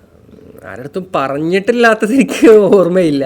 ഞാൻ ചില ആളുകളുടെ അടുത്തൊക്കെ ഷെയർ ചെയ്തിട്ടുണ്ട് ഒരു കാലഘട്ടം കഴിഞ്ഞതിന് ശേഷം. അതായത് എൻ്റെ ലീഡർഷിപ്പ് സ്റ്റൈല് ഭയങ്കര ഇവോൾവിങ് ആയിരുന്നു. ഞാൻ തുടങ്ങിയപ്പോൾ ഞാൻ എങ്ങനെയായിരുന്നു ഒരു ലീഡർ, അങ്ങനെയല്ല ഞാൻ ഇപ്പോഴുള്ള ഒരു ലീഡർ. അതായത് ഒരു 400 പേരെ ലീഡ് ചെയ്യുന്ന ഒരു ലീഡർ എന്നുള്ള രീതിക്ക്, അതായത് കമ്പനിയുടെ ലീഡർ എന്നുള്ള രീതിയിൽ. അപ്പോൾ അതിൽ ഇൻ ബിറ്റ്വീൻ ആ ജേണിയിൽ ഞാൻ എൻ്റെ വളരെ ക്ലോസ് ആയിട്ടുള്ള ഫ്രണ്ട്സ്, എൻ്റെ റിലേറ്റീവ്സ്, ഈവൻ എൻ്റെ വൈഫ് പോലും എൻ്റെ സ്റ്റാർട്ടപ്പിൻ്റെ ഭാഗമായിട്ടുള്ളവരാണ്. പക്ഷേ ഇവരെ ആരെയും ഞാൻ ആ ഒരു റിലേഷനിൽ എനിക്ക് കാണാൻ പറ്റിയിരുന്നില്ല ഒരു സമയത്തും. അത് ഓഫീസ് ടൈമിൽ മാത്രമല്ല, അല്ലാത്ത സമയത്തും. അപ്പോൾ ആ സമയത്ത് ഞാൻ അവരുടെ അടുത്ത് ബിഹേവ് ചെയ്ത പല രീതികളും എനിക്ക് പിന്നീട് ഭയങ്കര എംബ്രാസ്മെൻറ്റ് ക്രിയേറ്റ് ചെയ്തിട്ടുള്ളൊരു പാർട്ടാണ്. അത് ഞാൻ ഷെയർ ചെയ്യാത്ത കാര്യമൊന്നുമല്ല, ഞാൻ ഷെയർ ചെയ്തത് തന്നെയാണ്. ഓക്കെ. ബട്ട് സ്റ്റിൽ ഞാൻ അതിൽ പല മൊമെന്റ്സിലും ഞാൻ ഖേദിക്കാറുണ്ട്. നെക്സ്റ്റ് ക്വസ്റ്റ്യൻ, ChatGPT വന്നപ്പോൾ ChatGPTക്ക് റമീസ് കൊടുത്ത ആദ്യത്തെ പ്രോംപ്റ്റ് എന്താണ്? ഫസ്റ്റ് പ്രോംപ്റ്റ് എനിക്ക് ഓർമ്മയുണ്ട്. ChatGPT ഡൗൺലോഡ് ചെയ്തതൊക്കെ ഭയങ്കര ക്യൂരിയസ് ആയിരുന്നു. ഫസ്റ്റ് പ്രോംപ്റ്റ് ആക്ച്വലി ഒരു പ്രോംപ്റ്റ് ആയിരുന്നില്ല. ഞാൻ ഫസ്റ്റ് മറ്റേ മെസ്സേജിങ് ആണല്ലോ. അപ്പോൾ മെസ്സേജിങ്ങിൽ നമ്മൾ ആദ്യം ഒരാൾക്ക് അങ്ങോട്ട് മെസ്സേജ് അയക്കാൻ എന്തായിരിക്കും, ഹായ് ആയിരിക്കും. അപ്പം സിമിലർലി ഞാൻ ഫസ്റ്റ് കൊടുത്ത പ്രോംപ്റ്റ് ഹായ് ആയിരുന്നു. അപ്പം ഭയങ്കര അടിപൊളിയായിട്ടുള്ള ഒരു റിപ്ലൈ, ഒരു ഹായ് ഗ്രീറ്റിംഗ് തിരിച്ചു വന്നു. രണ്ടാമത്തെ ക്വസ്റ്റ്യൻ ഹവാറി ആയിരുന്നു. അപ്പോൾ ഞാൻ ഹവാറി കഴിഞ്ഞതിന് ശേഷമാണ് പിന്നെ ഞാൻ വളരെ ജനറൽ നോളജ് ആയിട്ടുള്ള എന്തോ 1-2 കാര്യങ്ങൾ, എനിക്ക് തോന്നുന്നു ഇന്ത്യയുടെ എത്രാമത്തെ പ്രസിഡന്റ് എന്തോ ആരാണെന്നൊക്കെ പറഞ്ഞിട്ട് നമ്മൾ അവരുടെ നോളജ് ടെസ്റ്റ് ചെയ്യാൻ വേണ്ടിയിട്ട് അങ്ങനെ എന്തൊക്കെയോ ആണ് ആദ്യത്തെ പ്രോംപ്റ്റ്സിൽ ഉണ്ടായിരുന്നത്. പിന്നെ ഒരു 2-3 ഡേയ്സ് കഴിഞ്ഞതിന് ശേഷമാണ് വളരെ സീരിയസ് ആയിട്ട് പ്രോംപ്റ്റ് കൊടുത്ത് തുടങ്ങിയത്. ഓക്കെ. ഇനി ഒരു ക്വസ്റ്റ്യൻ നമ്മൾ നേരത്തെ ഡിസ്കസ് ചെയ്തിരുന്നു, എന്നാലും ഒരു റാപ്പിഡ് ഫയറിലുള്ള ഒരു ക്വിക്ക് ക്വസ്റ്റ്യൻ ആണ്. സ്റ്റാർട്ടപ്പ് ഫൗണ്ടർ അത്യാവശ്യം ഷോ കാണിക്കേണ്ട ആവശ്യമുണ്ടോ സോഷ്യൽ മീഡിയയിൽ വന്നിട്ട്? ഷോ കാണിച്ചു കഴിഞ്ഞാൽ ഇതുപോലത്തെ ഷോയിലെല്ലാം വന്നിരിക്കാം. പക്ഷേ to be honest most times അതൊരു ഡിസ്ട്രാക്ഷനാണ്. അപ്പോൾ എപ്പോഴും ആ ഒരു വിസിബിലിറ്റി ഞാൻ നേരത്തെ പറഞ്ഞപ്പോൾ തന്നെ മോണിറ്റൈസ് ചെയ്യാൻ പറ്റുമെങ്കിൽ ആ വിസിബിലിറ്റി അഡ്വാൻറ്റേജ് എടുക്കാം. അല്ലാത്ത പക്ഷം അതിനെ മാറ്റി വെച്ചിട്ട് നമ്മൾ ചെയ്യുന്ന കാര്യത്തിൽ ഫോക്കസ്ഡ് ആവുക എന്നുള്ളതാണ്. ഇനി ഒരു ലാസ്റ്റ് ക്വസ്റ്റ്യൻ ആണ്, റാപ്പിഡ് ഫയർ ആണ്, പക്ഷേ ഇതെനിക്കൊന്ന് വളരെ വിശാലമായി നമുക്ക് സംസാരിക്കുന്ന ടോപ്പിക്കാണ്. എന്നാലും വളരെ പെട്ടെന്ന് ചോദിച്ചു കഴിഞ്ഞാൽ എന്താണ് പറയാന്നുള്ളത്. അതായത് റമീസിൻ്റെ ഒരു റോമൻ എംപയർ എന്നൊക്കെ നമ്മൾ പറയും, as in like something that you cannot stop thinking about. നിനക്ക് ഡെഫിനറ്റ്ലി ഭയങ്കര so is there something that you cannot stop thinking about? Obviously ഇപ്പോൾ അത് ക്രിയേറ്റീവ് എക്കണോമി റിലേറ്റഡ് ആണ്. അടുത്തത് അതിൽ ബിൽഡ് ചെയ്യുന്നത്, ഇപ്പോൾ ഞാൻ ഇൻട്രോയിൽ ബിൽഡ് ചെയ്യുന്ന സമയത്ത് ഒരു കുട്ടിക്ക് ഒരു ആവശ്യം വന്നു കഴിഞ്ഞാൽ അതെല്ലാം കിട്ടുന്ന ഒരു പ്ലാറ്റ്ഫോം പോലെ ഒരു എക്കോസിസ്റ്റം നമുക്കിവിടെ ബിൽഡ് ചെയ്യണം, അങ്ങനെ കുറേ തോട്ടായിരുന്നുണ്ടായിരുന്നു. ബട്ട് ഇപ്പോൾ ക്രിയേറ്റീവ് എക്കണോമിയിൽ കുറച്ച് കാലം റിസർച്ച് ചെയ്യുന്നു, കുറേ ആളുകളുമായിട്ട് സംസാരിക്കുന്നു, ഇതിൻ്റെ പൊട്ടൻഷ്യൽ മനസ്സിലാക്കുന്നു, ഇതിലൊരു സ്റ്റാർട്ടപ്പ് ബിൽഡ് ചെയ്യുന്നു. ഈ ഒരു പോയിന്റിൽ എനിക്ക് അൾട്ടിമേറ്റ്ലി എൻ്റെ എംപയർ എന്ന് പറയുന്നത് ഒരു മാർവലും ഡിസ്നിയും അല്ലെങ്കിൽ റോക്ക് സ്റ്റാർസ് പോലത്തെ ഗെയിമിംഗ് സ്റ്റുഡിയോസ്, അത്തരം പരിപാടികളൊക്കെ നമ്മൾ ഇവിടെ കേരളത്തിൽ അങ്ങ് കാസർഗോഡ് മുതൽ തിരുവനന്തപുരം വരെ പടർന്ന് കിടക്കണം എന്നുള്ളതാണ് നമ്മളുടെ ഒരു പേഴ്സണലി ഉള്ള ആഗ്രഹം. അതിനുള്ള പൊട്ടൻഷ്യൽ ഉണ്ട് എന്ന് ഉറച്ച് വിശ്വസിക്കുന്നുണ്ട്. അത് നമ്മൾ കറക്റ്റായിട്ട് ആ ഒരു പ്ലാൻ ചെയ്തതിന് എക്സിക്യൂട്ട് ചെയ്യുക എന്നുള്ളതാണ്. അപ്പം ഇന്നെൻ്റെ എംപയർ അങ്ങനെയാണ്. അതായത് ലോകത്തിലുള്ള എല്ലാ രാജ്യത്തിലുള്ള ആളുകളും നമ്മുടെ IPs അല്ലെങ്കിൽ നമ്മുടെ ഗെയിംസ് കളിക്കുക, നമ്മുടെ മൂവീസ് കാണുക, നമ്മുടെ പാട്ട് ആസ്വദിക്കുക, നമ്മുടെ ഡാൻസ് ഫോംസ് എൻജോയ് ചെയ്യുക. ഇതൊക്കെയാണ് ഇപ്പോഴത്തെ ഓരോ ആഗ്രഹങ്ങൾ നടക്കുമെന്ന് വിചാരിക്കുന്നു. എക്സാക്ട്ലി. ഓക്കെ, റാപ്പിഡ് ഫയർ കഴിഞ്ഞു. ഓക്കെ, കേരളത്തിലെ അസ്പയറിങ്, ഡ്രീമിങ്, ഹസ്ലിംഗ് യൂത്തിൻ്റെ റെപ്രസെൻറ്റേറ്റീവ് ആണ് definitely Rameez Ali. built and proven obviously, and looking forward to something huge and large with like നമ്മൾ പറയില്ലേ ഒരു ഷൈനിങ് ഐസ്, നമുക്ക് നമ്മുടെ കണ്ണുകളിൽ നമുക്ക് ആ സ്വപ്നങ്ങളും വിസ്ഡവും ഒക്കെ കൊണ്ടുവരാൻ പറ്റുക എന്ന് പറഞ്ഞ് നമ്മൾ ഒരുപാട് വിഷയങ്ങൾ ചർച്ച ചെയ്തു. ബിയോണ്ട് സംരംഭകമോ അല്ലെങ്കിൽ സംരംഭകത്തോ ബിസിനസ് ആസ് എൻ അല്ലെങ്കിലോ അല്ലെങ്കിൽ സിനിമയായാലും ആർട്ടായാലും കൾച്ചറായാലും മൈൻഡ് സെറ്റ് ഷിഫ്റ്റ് ആയാലും നറേറ്റീവ് സെറ്റിങ്സ് ആയാലും എല്ലാം നമ്മൾ പറഞ്ഞു. അപ്പം യുവാക്കൾക്കിടയിൽ ഇപ്പം നമ്മൾ പറയുന്ന പ്രോബ്ലംസ് അല്ലെങ്കിൽ അതിൻ്റെ സൊല്യൂഷൻസ് എന്ന് പറഞ്ഞാൽ യൂഷ്വലി എല്ലാ ബിസിനസ്സുകാരുടെയും അല്ലെങ്കിൽ ബിൽഡ് ചെയ്യുന്ന ആൾക്കാരുടെ എല്ലാം പ്രോബ്ലംസ് ഐഡൻറ്റിഫൈ ചെയ്യുക, സൊല്യൂഷൻ ഉണ്ടാക്കുക എന്ന് പറയുന്നിടത്ത് ഒരു റെവല്യൂഷൻ അല്ലെങ്കിൽ മൂവ്മെൻറ്റ് അല്ലെങ്കിൽ ഒരു നറേറ്റീവ് സെറ്റ് ചെയ്യുക എന്ന് പറയുന്ന ഒരു അപ്ഗ്രഡേഷനാണ്. സോ ഞാൻ ആദ്യം തുടങ്ങിയപ്പോൾ അത് ചോദിച്ചിട്ടുണ്ടായിരുന്നു റമീസിൻ്റെ അടുത്ത് എക്സിറ്റിനെ പറ്റിയിട്ടും അല്ലെങ്കിൽ ഞാനൊരു സംശയത്തോടു കൂടിയാണ് അത് ആദ്യം ചോദിച്ചിരുന്നത്. സോ റമീസിൻ്റെ നറേറ്റീവും റമീസിൻ്റെ റെവല്യൂഷനും റമീസിൻ്റെ ആ ഒരു മൈൻഡ് സെറ്റ് ഷിഫ്റ്റും അതിൽ നിന്നുണ്ടാവാൻ സാധ്യതയുള്ള ഒരു ലാർജർ കൾച്ചറൽ ഷിഫ്റ്റും എല്ലാം വളരെ ബ്യൂട്ടിഫുൾ ആയിട്ടാണ് നമ്മൾ വളരെ കുറച്ച് സമയം കൊണ്ട് സംസാരിച്ചത്. ഇനിയും ഒരു പക്ഷേ കുറച്ച് വർഷങ്ങൾക്ക് ശേഷം തിരിച്ച് നമ്മൾ വന്ന് സംസാരിക്കുമ്പോഴത്തേക്കും നമ്മളിന്ന് സംസാരിച്ച ഇന്നില്ലാത്ത അല്ലെങ്കിൽ ഒരുപക്ഷെ വർഷങ്ങൾക്കപ്പുറം റമീസ് സംസാരിക്കുമ്പോഴത്തേക്കും വി മെയ്ഡ് ഇറ്റ് എന്ന് പറഞ്ഞ് നമുക്ക് സംസാരിക്കാൻ സാധിക്കട്ടെ. എല്ലാവിധ ആശംസകളും Rameez. Thank you very much.